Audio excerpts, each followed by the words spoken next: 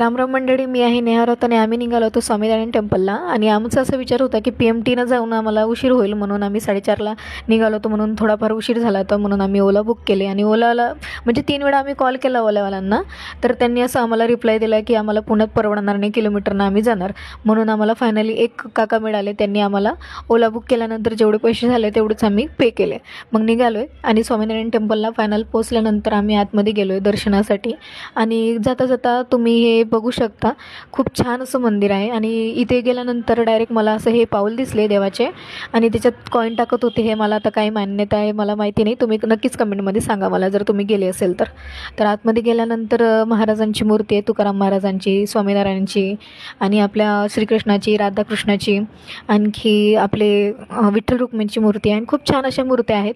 आणि फायनल आम्ही म्हणजे फिरून वगैरे एका जागेवर बसून निवांत बसलो आणि अशी सनसेटची ही मजा घेतली. आणि आतमध्ये तुम्हाला जायचं असेल ना या मंदिराला, तर फोटोशूट पण खूप छान होऊ शकते, कारण की एकदम रम्य वातावरण आहे. पण गर्दी असल्यामुळे एवढं काही मला चांगलं वाटलं नाही, पण खूप छान मंदिर आहे. पण एक बाळ असं बसलेलं होतं गार्डनमध्ये, म्हणजे ते मंदिराच्या आपल्या आवारामध्ये खूप छान खेळत होतं. मग मी आले बाहेर. नंतर आम्ही लस्सी ऑर्डर केली आणि गेलो.